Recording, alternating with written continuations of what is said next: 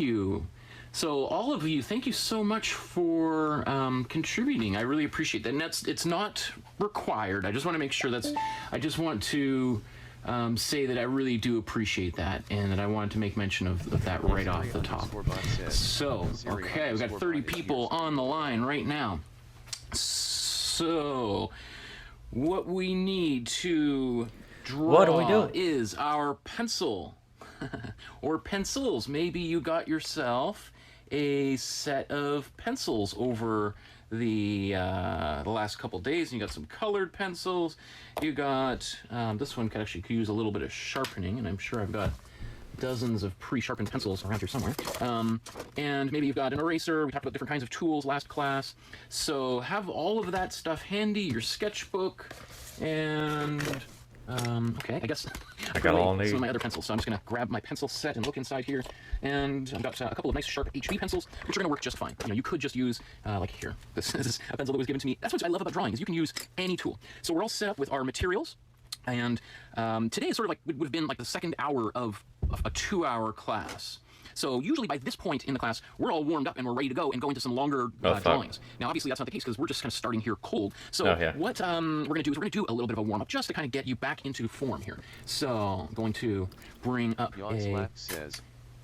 something for us to draw. I did it. 2 days in a row. Screen. Okay, so move that out of the way. I draw that. So what we have on the screen is... This is actually a cutout, a piece of paper that Henri Matisse, the famous French artist, that he cut out and then glued onto a piece of paper as part of a book that he made back in the 1930s. And this is now just a black and white version, just to simplify a little bit here. And we're going to do a little warm-up drawing based on this cutout. So, you know, you may be looking at that and thinking, oh, really? This looks kind of simple. Well, that's a good thing. So we've got our sketchbook. Okay. And you know what? I also, when I do drawing here, I'm going to turn up. Are we going? Well, I'll get this started. Well, because what I want to do is set a little timer, because I like having a timer up and running while I'm drawing, just to kind of keep me on track. And this pencil's a little bit too sharp, so I'm just dulling it a little bit. Okay, so you can start wherever you want. You could start in the top, in the middle. I'm going to start down here on the bottom, and I'm warming up too. It's just like a musician wouldn't jump out onto the stage and start singing without doing a warm-up, or a ballerina wouldn't jump out onto the stage and start, you know, their big dance without doing a little bit of stretching. Neither would a drawer or a painter just launch right into something I think important. I ran out of space. Right, so we're just doing a nice flowing drawing to get started and get the creative juices pulsing through our system here. Okay. Oops, mine ran off the page a little bit on the bottom, but it's all there. Okay, so how about I'm going to give maybe just another, how should we say, another 20 seconds for people to catch up, and just because, you know, not everybody draws at the same speed, and that's something I've definitely noticed over the years. Okay. Perfect. So I got my clock set up here, and I'm going to just bring myself back into I'll just leave it frame. At that size, just so I can full screen it. So we've got a nice little warm up ready to go. If you've finished that, you know, you could. There's a couple of things you could do. One of which is you could, let's say, use some watercolor paint. I don't have any. I mean, I have tons, but I don't have any just offhand. Let's say you could brush some color over top of it, and then once it's dry, cut it out and then glue it onto a piece of paper, just like Matisse would have.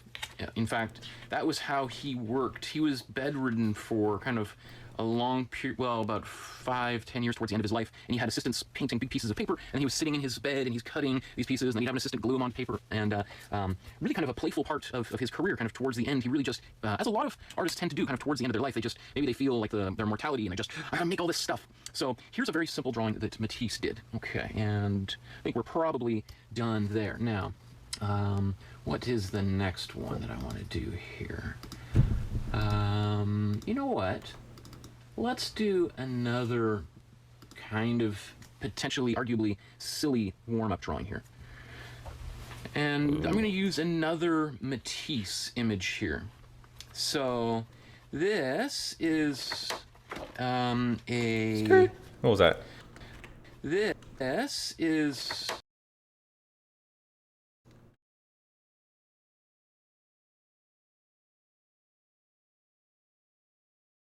Oh, okay, the bottom one looks like a light source direction. Middle one looks like perspective. Anyway. Spoilers. This is the cover. I wonder if we'll do that. To a series of poems that Matisse did, of the poems by Baudelaire. Oh, interesting. I'm gonna start where he started.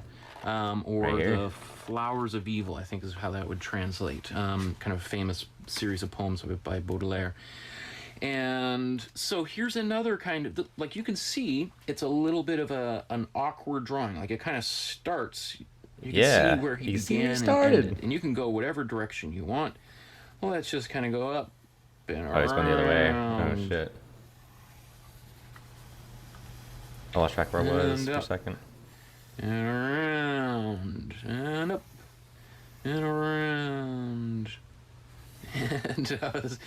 and then back around, and boom, right? And I lost track where I was right here. Mine again is it's not exactly like the original, and you know why don't we let's try doing a little cursive writing. When was the last time anybody did any cursive around here? So. I didn't come here for calligraphy. It's funny, this kind of dying art, the cursive. Fleur du...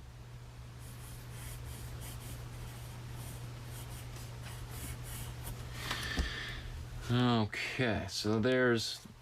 Right, so a kind of a silly drawing, but it's just about getting the hand moving around on the page here that I'm concerned about. It's just about that feeling of movement, because usually when we're writing, our wrist is, I'll just cut to here, our wrist is sort of just going across the page like a typewriter, right? We're not used to moving all around like this. And then the other great thing with drawing is we don't even have to be relegated to drawing it kind of like with our sketchbook like this. We could rotate our sketchbook to make it easier, right? We could turn it all the way around, you know, and that is obviously something that you cannot do with you know, writing. It would be ridiculous for somebody to be writing. I mean, well, I don't know if it's entirely ridiculous. Maybe that could... I've actually seen some poetry books that have been written that way. Okay, so let's go to... I'm just going to pick up kind of a little bit where we left off. I found it. Where is it now? Okay. I'm going to bring this up. And how do I want to do that? I think that will... Oh, actually, let's make that full size. Sorry, just all this technology, getting that to work. Okay. Yeah. So here's another image I'm going to bring onto the screen.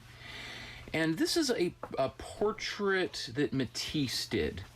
And actually, you know what? We're gonna do that exercise we did last class in which I rotated it.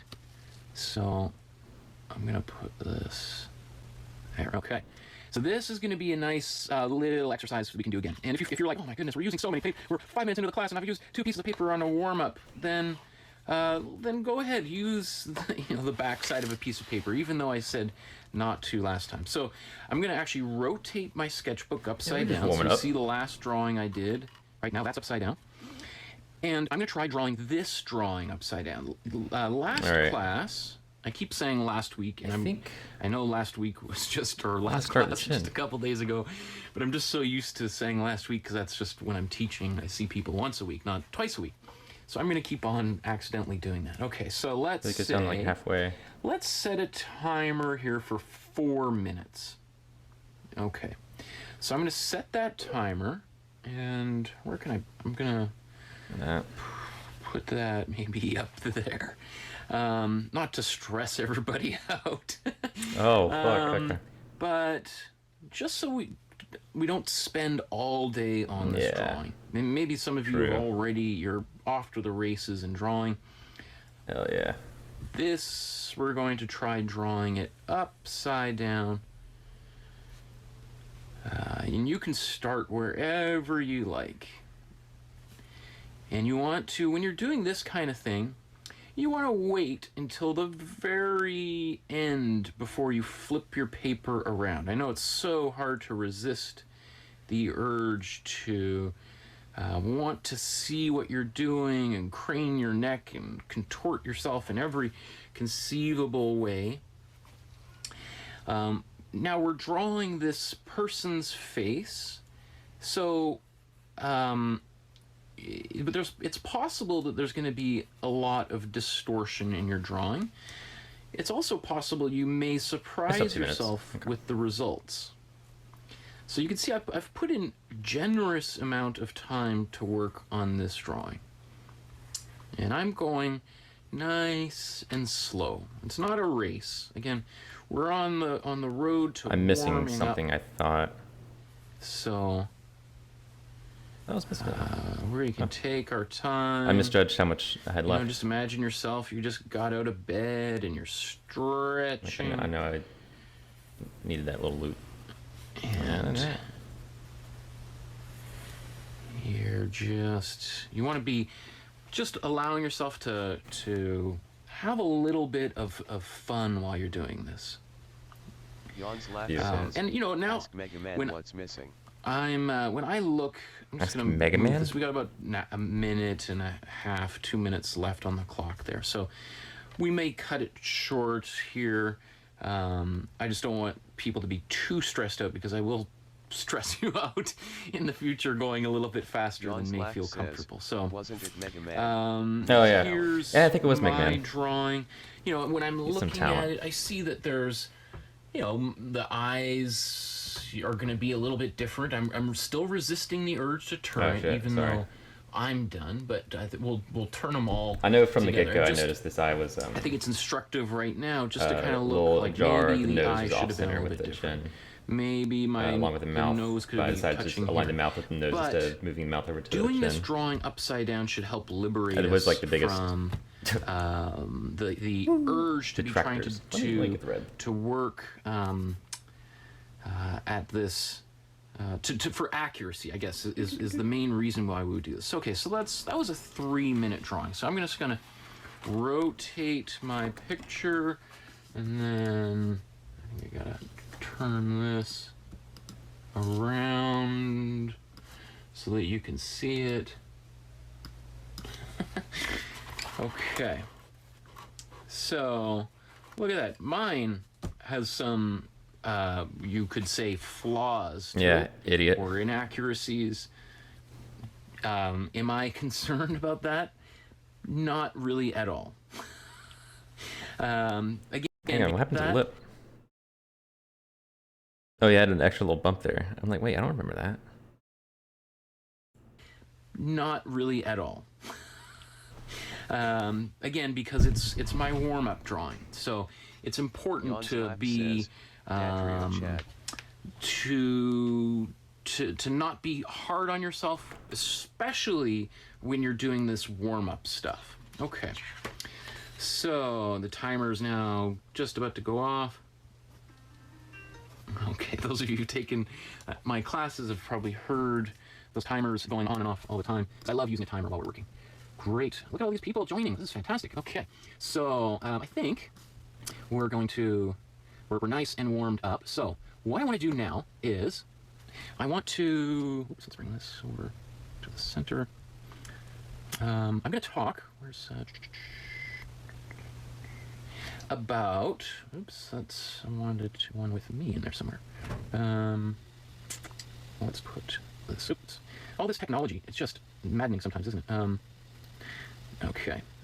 So, okay, here we go. So what we're looking at on the screen is some geometric shapes. So now that we're a little bit warmed up and done some kind of very loose kind of drawing, we're going to kind of go back into the left brain, into the more analytical part of our mind, and we're going to try drawing some of these basic shapes. And I know for some of you this is going to be really easy, and then for some of you this is really, really difficult. So we're going to start out on the ground floor. I always think of, like, you know, I want all the ships to rise simultaneously. So some of you are at different levels. So I think it's helpful for us to do some of this. Even if you can draw all this with your eyes shut, and if you think you're that good, then try doing it with your eyes shut. I think that would actually be a really interesting exercise. So let's you know what? I think we could do. I'm gonna actually, let's do one of these with. I'm gonna put myself in here because there we go. Okay, so here's my sketchbook again. So the first thing that I want to draw is, let's learn to draw a cube. So the first to draw a cube, we're going to start with, I'm going to draw this, I'm pressing a little bit harder so everybody can see. We draw a square, all right? And you may notice, you know, some of my edges don't meet up. You know, it's not a competition to make the best square ever. So we got one square, and let's do another square approximately the same size. So try to get it about that same size, and they're kind of overlapping. So you could imagine this is like a 2 sheets of plexiglass or overhead transparency film, you know? Okay, so we got these 2 things, and then what we're gonna do is we're gonna join up the corners with 4 diagonal lines. So you see that? We got these 4 diagonal lines form a cube. So this looks like a cube made of glass. I don't know why it's so squiggly. Right? So let's try that again. We're gonna do, oh, perfect. I'm gonna leave a little bit of space here. And again, you can see how big I'm doing these on a sketchbook. I have seen lots of people, like I often have had people, I forgot to show these last class, come to class with these tiny little sketchbooks that you know, are great because you could put them in your back pocket. They just might be a little bit small for our purposes right now when we're trying to learn. So we got one square, and this time we're going to do it overlapping this way. You can see mine's not perfect. It's a little smaller. It's a little wonky, right? Okay. And then I'm going to join up the corners. All right. So we can see this box like that. Okay. Let's take this to the next level here. Huh. I am going to use a couple of different colored pencils, but you can still do this. I'll do it with colored pencils so you can see, and then I'm going to do it just back in black and white. So the first thing I'm going to do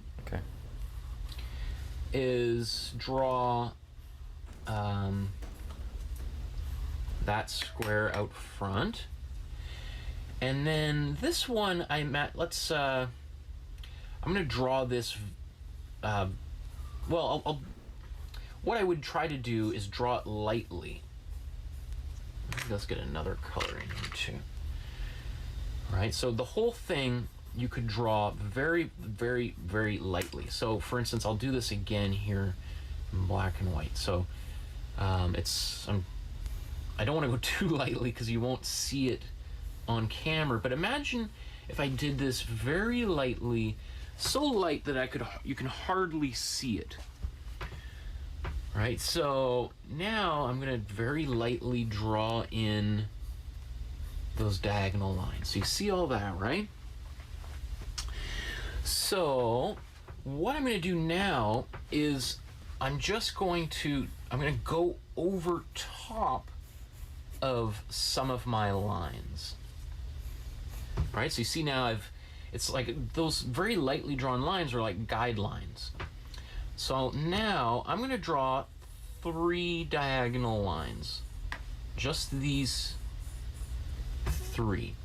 So when I see that, to me, it looks like a table that has been tipped over onto its side. Do you see that? Do you see, let's say this is the top of the table. Right here, this is the top of the table, right? And you've got all the cups and plates and stuff are smashed onto the table, onto the floor. And then, so we've got this. Then I'm just going to connect these 2 lines. So now we've got this cube made of, let's say, wood, right? And I could, let's say, color one side in. Right? Next class, we're going to learn all about shading, so I'm not going to spend too much time showing you how to do that. But if I've drawn those guidelines light enough the first time, then I don't even need to use an eraser. But let's say, let's do this one more time. And this time I'm going to draw very lightly again. I'm going to try to draw as lightly as possible without, so that you can see on the screen. All right, so I've drawn this cube, connect the sides. And then maybe before I do anything else, while it's still really light, I'm going to erase some of those lines from my original cube, right? And then I'm going to go back over my pencil lines.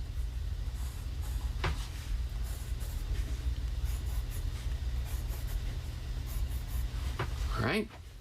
So it was sort of like what we did here, but I drew this light enough so I didn't even need to use eraser. Now this one I did. And now it kind of looks like this cube has come out perfectly formed.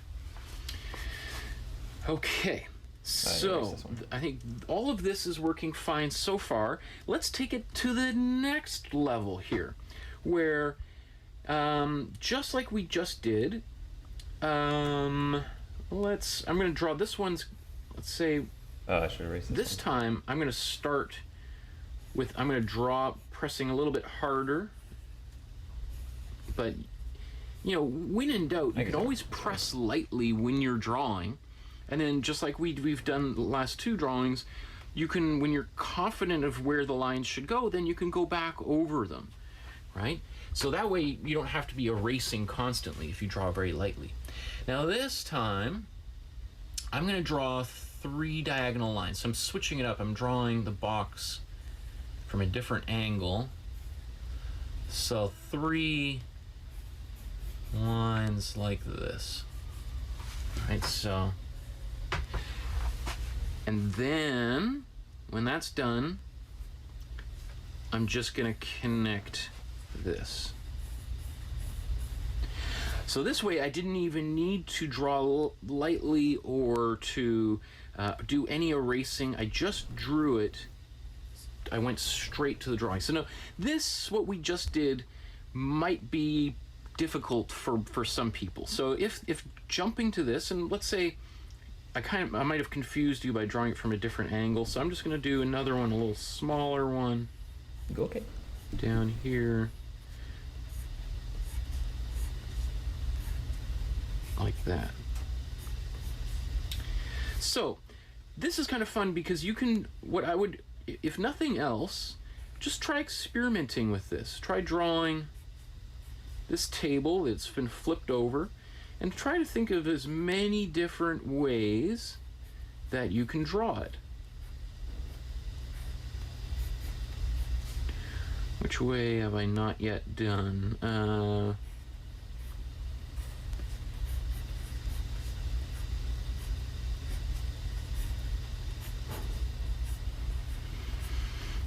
Okay. Oops, can you see all that? I'm getting close to, I have to always look at the screen to make sure I'm not running off. Okay, the page. Okay, so So,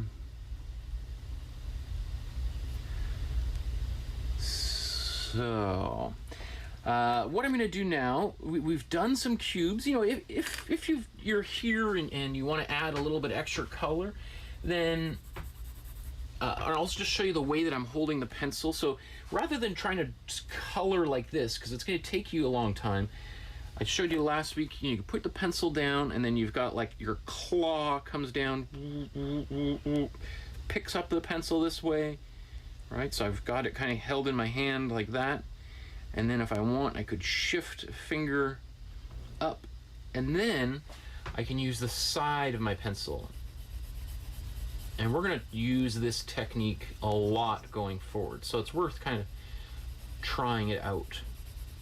So let's say I do this on this side and pick up a different one again. And then I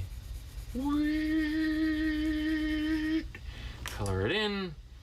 And then we'll use another slightly different color. And then I put that on the table. Boom.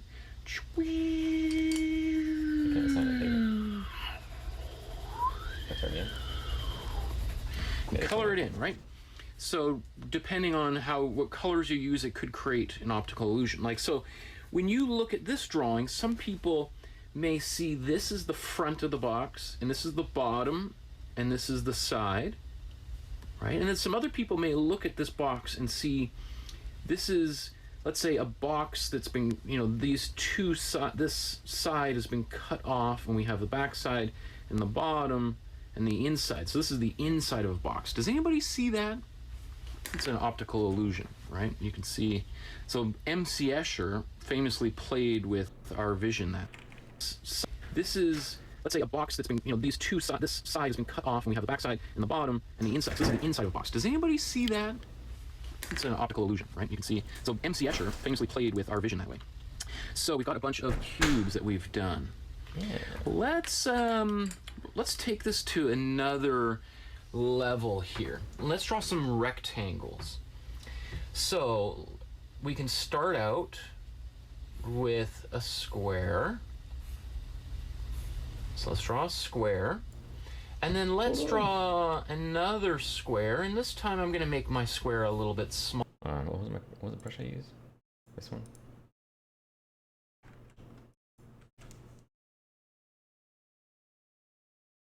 Smaller. So this can get a little challenging because what we want to do is, and again, I can turn my sketchbook, which is one of the great things with drawing, right? And then, because if that might make it a lot easier to connect those lines. Where do you put the square? A little check. And just a square over here. So this can get a little challenging because what we want to do is, and again, I can turn my sketchbook, which is one of the great things with drawing, right? And then, because that might make it a lot easier to connect those lines, I can connect like that. That one's pretty straightforward. Now let's draw through here, right? And it can help just kind of point out to yourself, oh, here's the corner, and this is the corner, this is where I want to go, boom, right? And then here's these two corners, let's connect there, right? And then, just like that, we've got our rectangle, right? And you, depending on the way that you draw this, so let's do this again, and just so you can see the two different kind of perspectives in this one drawing.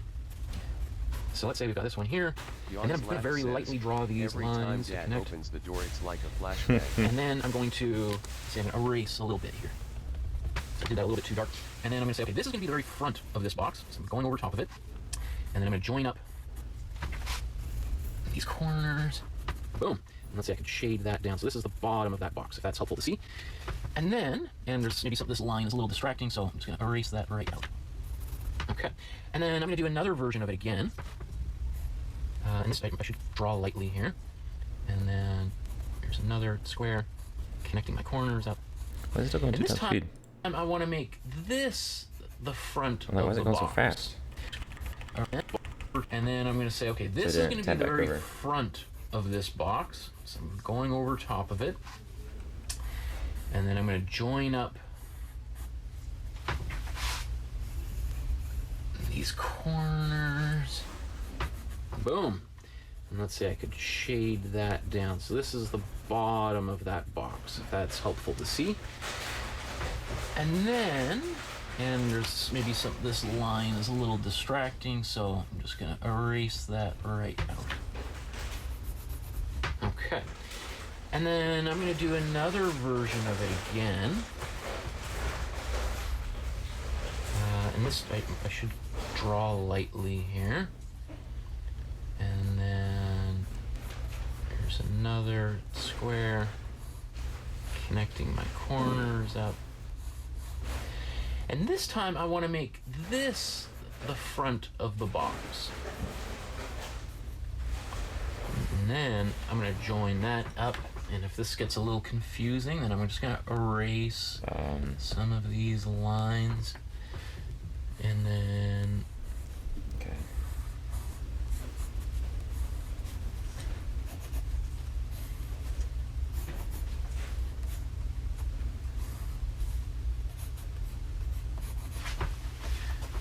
Okay, so if that's in.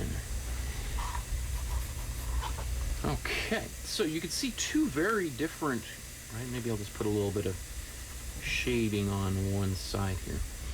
So I'm just gonna say this is A and this is A. Those are the sides of this I don't know, shape that are closest to us. Does that make sense? Yeah. So in this way, we sometimes if you look at that, you're like, oh, this is making me dizzy because it's kind of flipping back and forth. So just by deciding to emphasize certain lines here, all of a sudden this box kind of pops in different directions.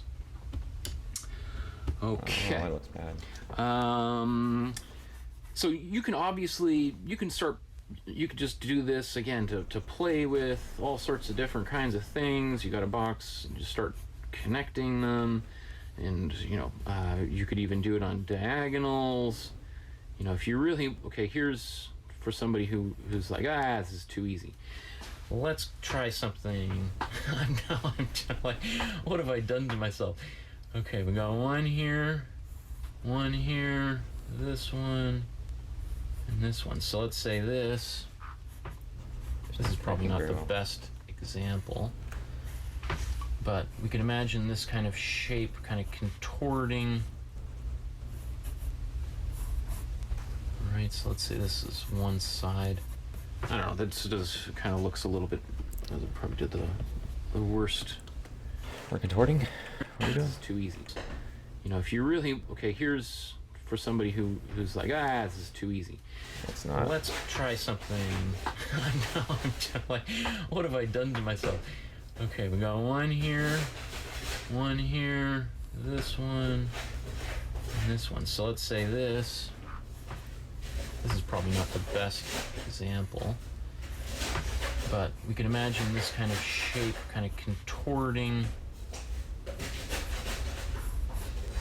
Alright, so let's say this is one side. I don't know, this does kind of looks a little bit, probably did the worst version of this contortion, but the idea is maybe this is a box that is being twisted or something, right? So, I mean, your mind is the only limit for how this can go with these boxes, right? And just by turning these on the side, we could imagine that this is a building that we're looking at. Like this is a building we're flying over, or both of them are buildings that we're flying over. Or if you've seen, what was that, Ready Player One? Did anybody see Ready Player One? And they go kind of under the city and they're driving those cars underneath the city. And you can so you can imagine, let's say you're underneath the sidewalk right here, and this is a building you see going up above. That might be a little bit too difficult to imagine that, but anyway, okay, so we've got some squares, cubes, rectangles. Let's now progress to let's do some cylinders now. So let's start out with a circle. And now a lot of people find drawing circles really difficult. So there's no real trick to it. It just takes practice. Right? So try to draw, and you can do this by just going around and around and around, and slowly you're gonna, if you just keep on going, you're gonna develop some kind of like a nice kind of circle, right? So let's say you've done that. Let's do another one about the same size below it. It doesn't have to be exactly the same size, and it can be a little bit off to one side or the other. Right? Look at mine. Mine isn't the same size either. Right? And so then, if we've got this, and let's say even just say at this point, I can then kind of go over it. It's maybe not, I kind of went too dark for you all to see, but I can try to go and make one line or the circle stand out a little bit over the others. And then I'm going to look for the outside points. So you could almost imagine like you're taking a ruler. You don't need a ruler, and I hit these outside edges. All right, so I could do, that's where the outside edge is here. And I guess I'll just use a ruler just to show you. We're going to do this a few times, so I'll do it without a ruler in a moment. So you see how I've kind of hit those outside edges? And then with this cylinder, I'm just going to go back up and around. And then I can even go back up the edges of here. So when I look at this, this kind of looks like a cup, right? A cup of water. And if I wanted to turn this into a cup of water, let's say I'm going to add another circle inside, maybe just a little bit smaller. All right, so let's say, and then because the glass has a little bit of thickness to it, so we got a little bit of water in here, and maybe this is the back edge of that glass.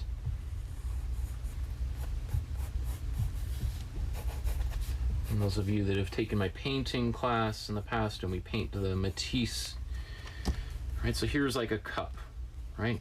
We've got the bottom of the cup, and if we wanted to, let's say make this, turn this into a real drawing, I could give it a little bit of color, some water in the cup.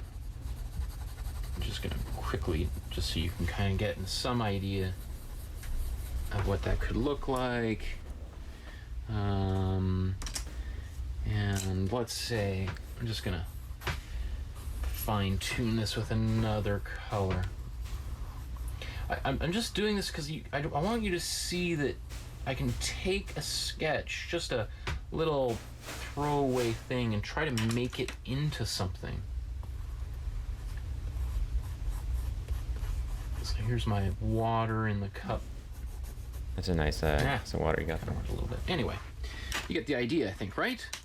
So hopefully my big head wasn't in the way the whole time I was drawing.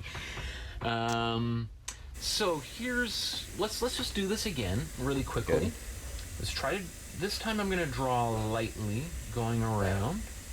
And you could see, well, I can't go too light for our purpose, but when I'm doing this with, especially, I'm teaching children, I'll say, okay, I want everybody to draw a circle really lightly on the page, so lightly that I don't want to be able to see it. You're the only one that can see the circle on your page, right? And everyone's like, okay, I'm going to draw this next circle, right? I'll make this, oops, you can't see my big head in the way.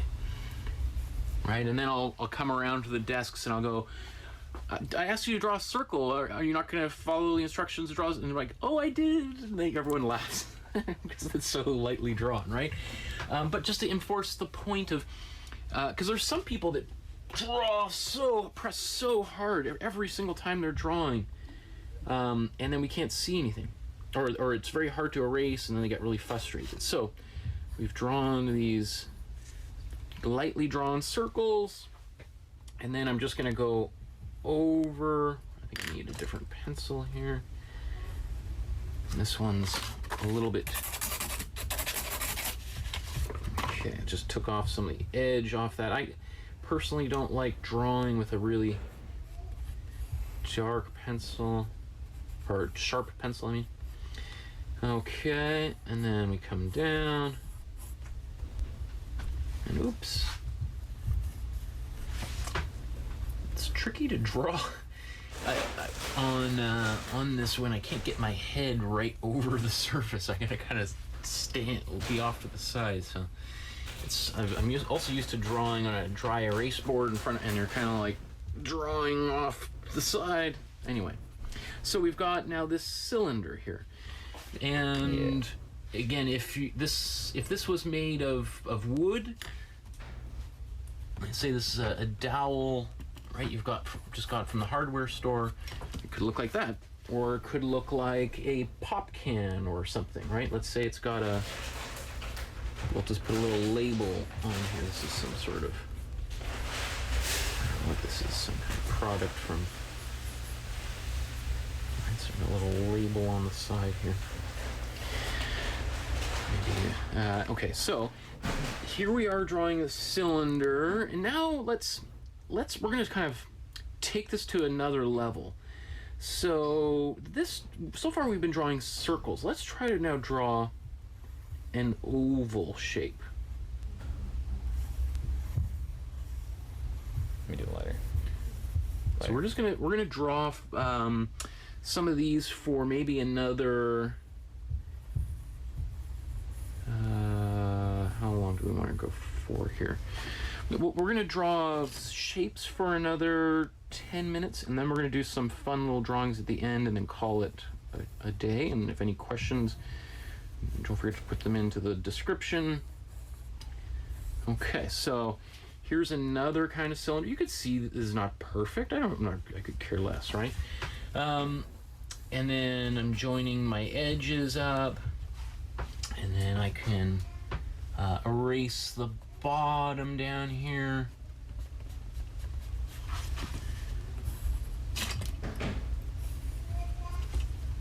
Right, and then I come up and around.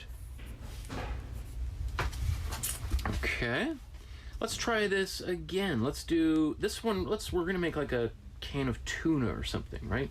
Let's do another oval. It's a small one. And it might take you a little while to get it, right? So we're just gonna loop around. After you've practiced this for many times, it's much easier to do one without that, right? But for our purpose, this might be the first time in a long time you've tried to draw an oval, so. Okay, and then I'm gonna connect these. This looks like the can's been a little warped, but all right. And then I could, so I'm gonna erase that. There we go. We could also, you want to try to even experiment with making your cylinders really, see if you can make them really narrow.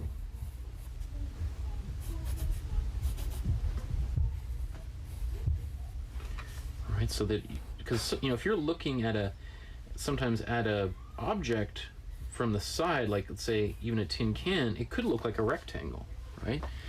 Until you tilt it down into your field of view. I don't,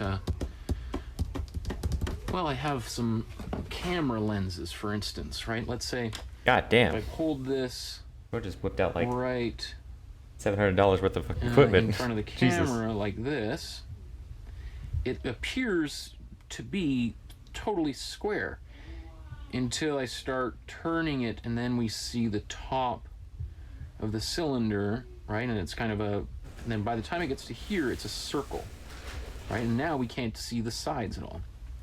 I know it seems all straightforward stuff, but so since this is, I don't want to stress anybody out using their nice pages for all these silly drawings. Let's try just doing some more. We're gonna draw a few more cylinders.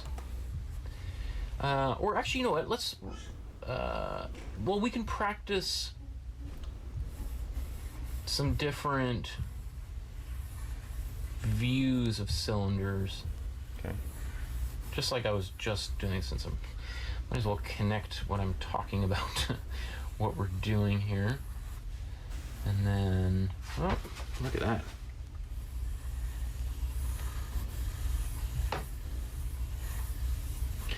All right, so this kind of is just practicing drawing our cylinders. Or not cylinders, I keep saying cylinders, interchangeable with, I mean, ovals. Ovals, and then we get to a circle. So this is helpful, and this is going to be really helpful for next class. So we've got this done. Why don't we take this and let's draw some cones. So we could start out with, we'll do a circle, and then we can just add a triangle under it, right? We can do the same thing with an oval. We can do an oval and then add a triangle, or not a triangle, just a V shape, right? Yeah. Now, if you're wondering, like, how do I get, because maybe you've done something like this. How do we get, so to get the Something like cylinder, what? how do we, because maybe you've done something like Or it's like off center.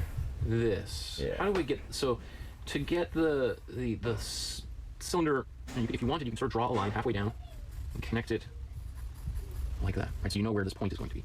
And we can do very narrow ones. Right? And of course, we can do it the other way. We can do this. Once you've got your drawing in here. So, like that, right? So I would encourage you to experiment with a bunch of these. Let me see, let's see if I should, starting to get close on time. Let's just do a quick little introduction to some kind of pyramid or prism-like forms. So let's say we've got a triangle, since we've just been drawing cones, right? So if we drew a triangle, and this could be a cone that we don't see the top or the bottom in at all, right? So it's just a triangle. Yeah. Let's do the same thing we've done in the past. Let's draw, like we did with the cube, we'll draw another triangle, and then we can connect the corners. All right, so we'll do this again. How far is the triangle?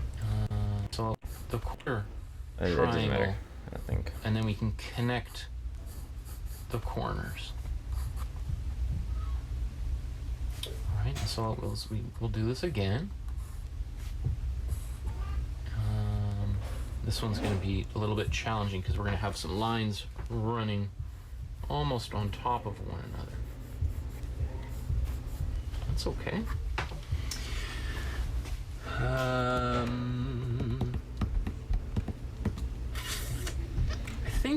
I think that's going to be good for our purposes right now in terms of shapes, because some of you are like, oh, this is exhausting. But the sort of the purpose of doing these shapes like this, and this is stuff that you can do while you're sitting on hold with the phone company or gas company, or you're at the doctor's office, or you're just taking a break, instead of just scrolling mindlessly through Facebook, which I'm guilty of. I'm not making any judgments, but instead of just doing that, is take a piece of paper and just do a little bit of this practicing. If this is really, really difficult, the only way it's going to get easier is if you practice it. And then eventually there's that aha moment where it starts making sense and you can start doing it faster. If this is really easy, then challenge yourself by moving the one end to the other, make it bigger or smaller or a different shape.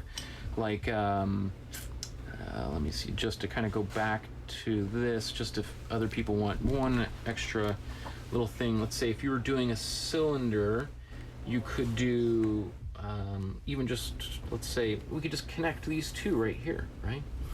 They have different tops and bottoms, or this one here, different top and bottom, different top and bottom, right? And let's see, I'm just gonna oops.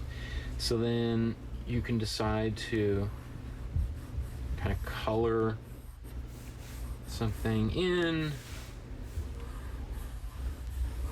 So they don't, because actually as we get going and start doing things in perspective, rarely are the top and bottom going to be exactly the same. One's going to be slightly different. Okay, so I think we're ready to move on to the last couple of drawings for today. And I'm going to bring it up onto the... Which one do I want to... How do people feel here? I mean, I could go all day. I love doing this stuff, so I'm super geek about it, so we could keep on drawing. You know, I think what I'm going to do, that's what I'm going to do. We're going to do one more loose drawing to kind of finish the session off. And then while I go through your comments, I'm going to put up a little bit more complicated one for you to draw if you want to draw along with me. Maybe I'll do that while I'm going through some of the comments. That's what I'm going to do. Figuring all of this out in real time here. So let's bring... Oh, why does that come here? Give me 1 second. Let's go single page. Fight for my life. Okay, it's not going to cooperate, so...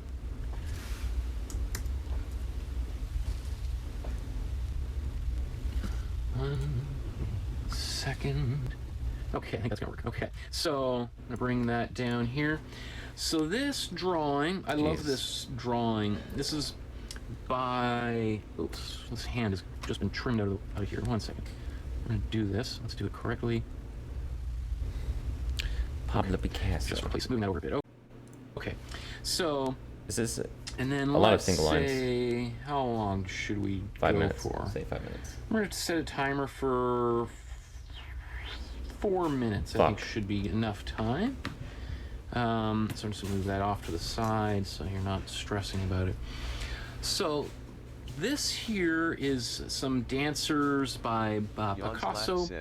So what I want you to do is try doing this. What? Is it safe? Fuck, I don't know. Drawing on your sketchbook. Let's go use a nice big blank page, and I'll draw this along with you. If we run out of time because we're going too slow, that's okay. We will just add a little bit more time. But I do want to see if I can get a lot on the page here. You can already see mine's already a little weird and distorted. That's okay. And I can't even figure out where this began and ended. And oh, here I'm right at the edge of my paper. That's okay. I'm just going to build it into my drawing. And that arm is going to be a little bit smaller.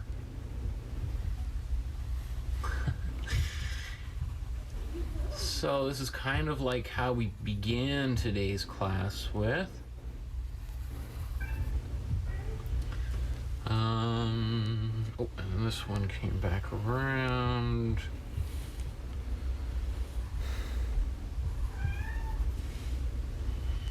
Okay, there's one. I've got still, you know, a couple of 2.5 minutes. If I need more time, we'll just add more time.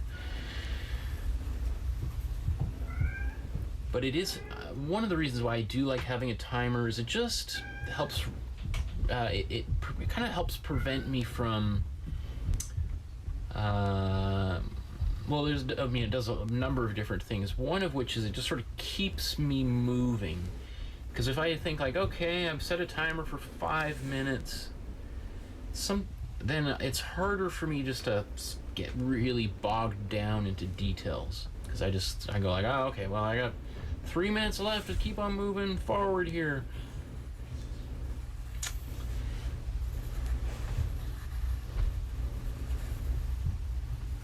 When I do sketches for like a project, so recently, currently I'm working on a graphic novel, a comic book, a big thick comic book about the life and death of the artist Tom Thompson. I don't know if anyone's heard of Tom Thompson. If you're Canadian, you may have seen his work all over the place on postage stamps and okay, the last one. Coins. Start the head. I don't think it's been on a dollar bill yet, but so he lived 100 years ago and died under very mysterious circumstances. Is a real figure. And so I'm drawing a comic book about him, but while I was doing the planning for it, so I still got 40 seconds. While I was doing the planning for it, I would sketch everything out, and I would put a timer on my phone and say, okay, we're going to sketch this whole page of the comic book out in, 10 minutes. I'm going to do the whole page in 10 minutes, sketch it out, and there's this frantic, like, I've got to keep moving forward. And that was really helpful. I was able to do the whole comic book that way. So that, I've heard good and bad things about it. It helped prevent me from, obsessing over making something perfect. I'm out of space. Okay, just bring this. I'll wrap it up. There's our timer. Just bring myself back up on the screen here. And let's see, I'll give one more minute for people finishing this up. Obviously, you could take this and you could pause and try it again. I didn't say I heard good stuff about it. Another fun activity, which we're going to do in the future, but if you want something to do over the weekend, is to try doing this drawing without looking at your hand on the page. So you're just sort of, it is either the best or worst game ever made. you know what? I'm going to do one right now. I'm going to do one like that right now. Why not?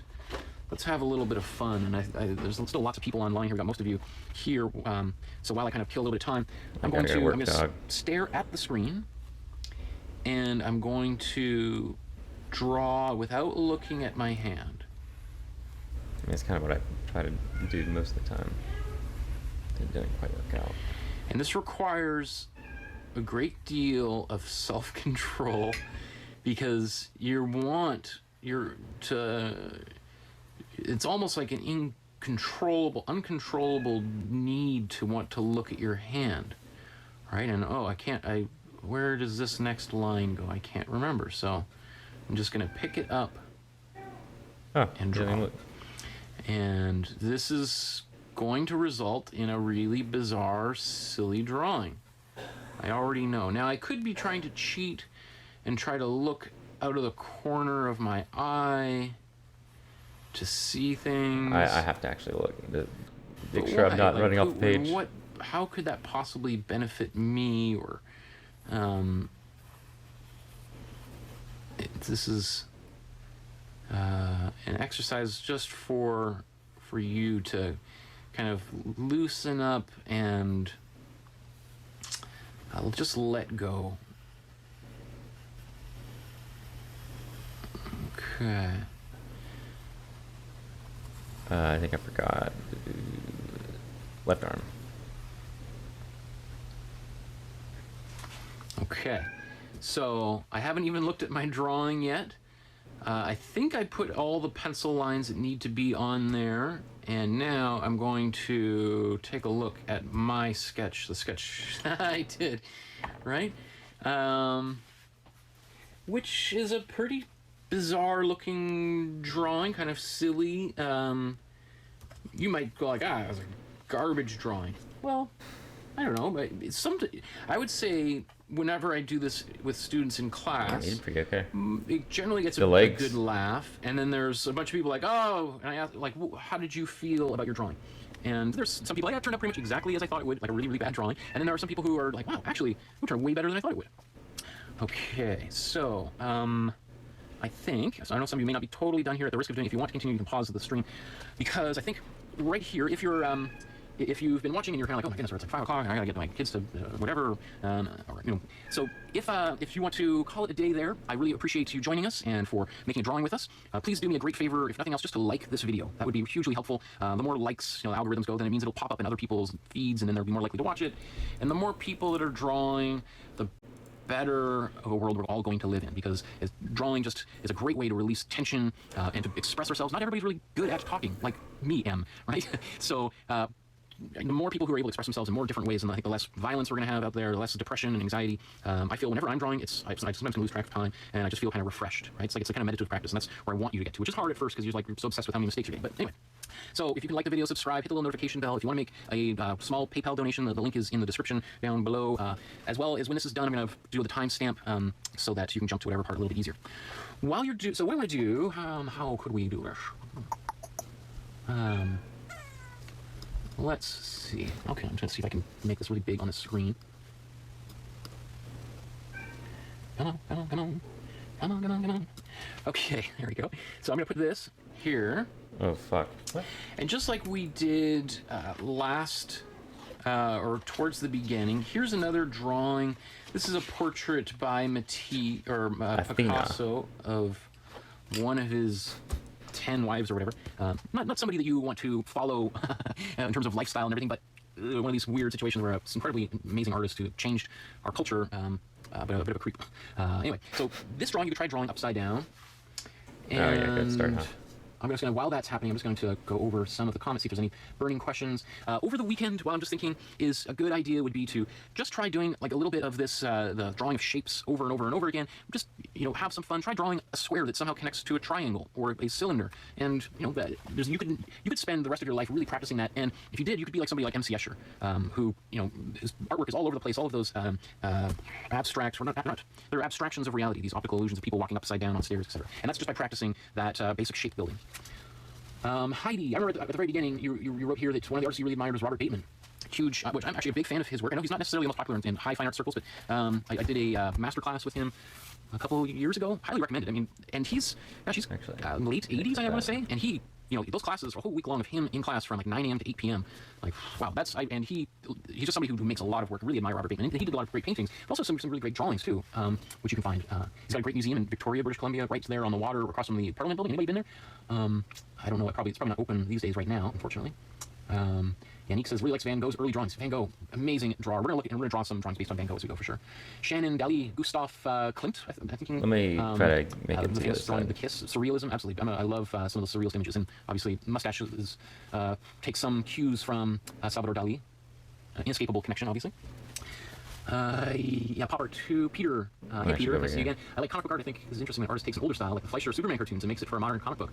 Yeah, wow, that's a deep cut there, the Fleischer Superman. Those are like from the maybe 40s or 50s. Really cool cartoons, and it reminds me a lot of the cartoons that they made for Batman in the 90s, I think I'd have to say.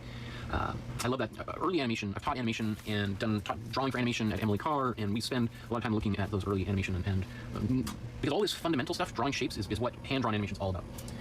Elizabeth, yeah, when I saw your comment, thanks for that. I was like, the sound was on at the very beginning. I'm like, oh, I hope I didn't blurt out my PIN for my bank card or something. So thanks for your tip there to turn the sound off.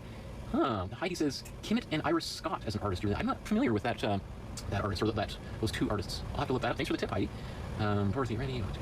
Yeah, Wendy, be able to draw portraits as well as flowers. We're going to be doing some drawings of flowers towards the end of this course. I also do teach a portraiture and landscape class that, if this quarantine thing keeps on going, I probably will end up teaching that class as well. So stick around, make sure you're subscribed so you see those notifications. Joe says likes flowers portraits too. Yeah, absolutely. So Stephen, my wife's uncle, is on here. Say hi to Karin for me, Stephen. Beans. I'm not sure what that meant, Heidi. Beans. Yeah, and Edie, Edie was calling out there, our 8-month-old daughter. If you heard her upstairs, yes, that was her. Mary Ellen, any tips on how to make your pencil go where your eye intends it to go? Adrian says, I've been trying to draw a circle. Slop, it's great. Good question. You know what? That next class, we're going to be talking about that. Not drawing circles, but remind me if I forget, because that's definitely a big part of the beginning to the next class is like how to develop that hand-eye coordination. Great question. And also Amy's aunt, my wife's aunt as well. So great to see so many family too. I love it. I'll finish up this is fun, Sam. Yeah, let's go all day. I gotta eat. Unless somebody wants to deliver me some pizza or something. Loves motion. Steven says, let it. Oh. Amy says, let it go, don't look at your pencil no more. And then my video gets taken down by Disney. Yeah, Stephen got a feel for the motion. You're welcome, Stephen. Thank you. Wendy says she likes a timer, it can help with the speed. Yes. Yeah, we're working with special needs kids in the classroom. One of the most amazing things I found is, I've also done a lot of work with special needs children and adults. And I've seen some amazing things, like people who come into a room and can't communicate verbally, or like really physical and angry. You put a piece of paper in front of them, and then they start drawing, and then the whole world just disappears, and just this amazing stuff comes out. And it's just a great reminder that our world is set up for talking and writing and reading.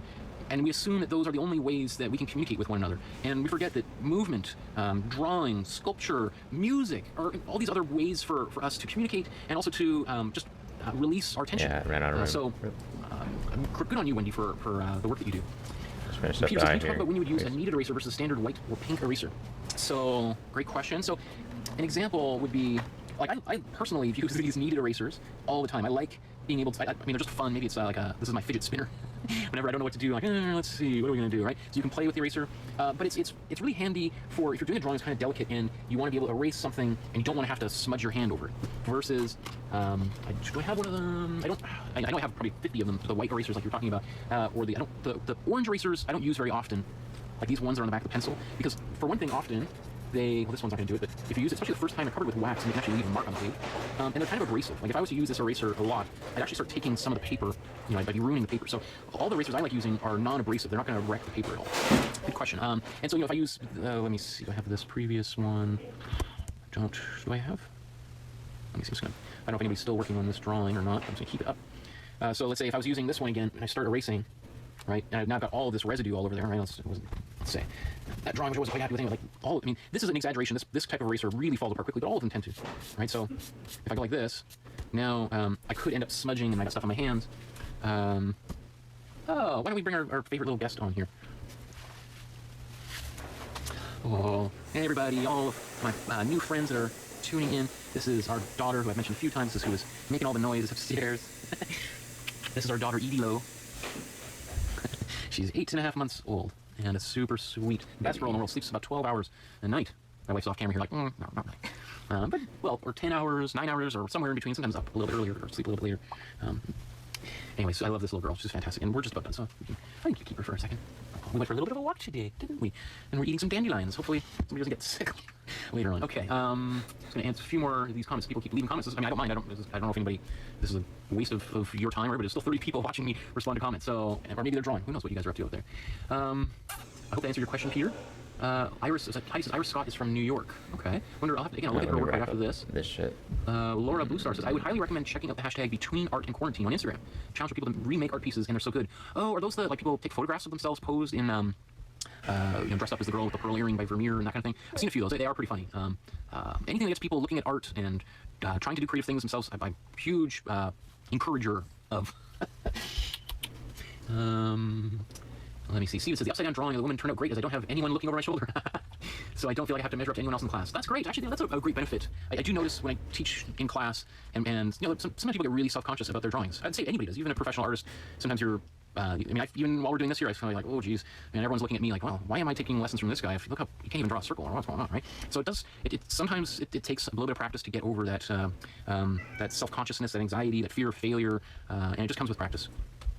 But this is if you're feeling kind of overwhelmed with those feelings, doing this kind of stuff in the privacy of your own home, no one has to know that you're drawing. You can keep your sketchbook in a locked cabinet in the garage, and or I've had teachers. I remember we had a drawing teacher a long time ago in art school who we spent like an hour doing these drawings, and he's like, okay, let's take your drawings, let's go outside, and then we just tore them all up into small pieces. And of course, some people are like, this is the best drawing I've done. But the whole point was, yeah, and you're gonna be able, now you've done it, you can do another one, and you're gonna do an even better one. Right, so just trying to best. There's my mom, says she's enjoying these classes. I hope you're drawing along with us, Mom. Anybody can draw, right? Even Edie's gonna be doing these soon here. She's gonna be teaching these classes soon. Yes, and yes, the erasers don't leave anything behind. Like a case, or I wrap them in some wax paper and put them in my pocket. People saying our daughter's adorable and cute. I appreciate that. Made the base. Buddy actually out there.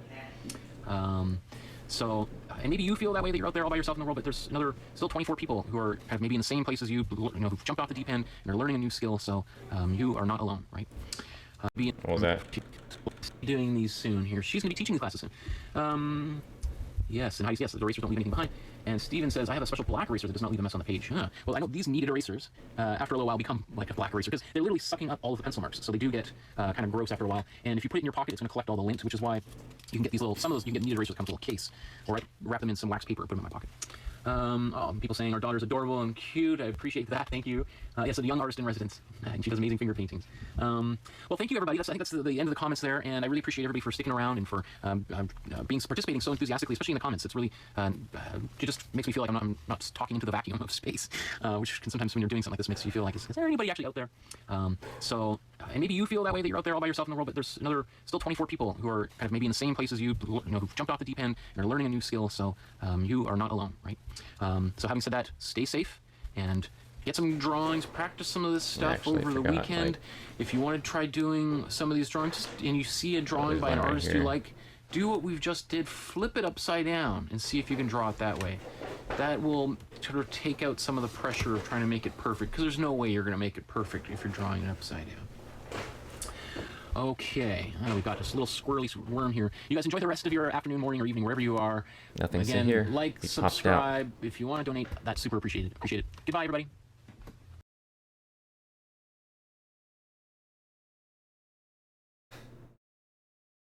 Okay, that's it.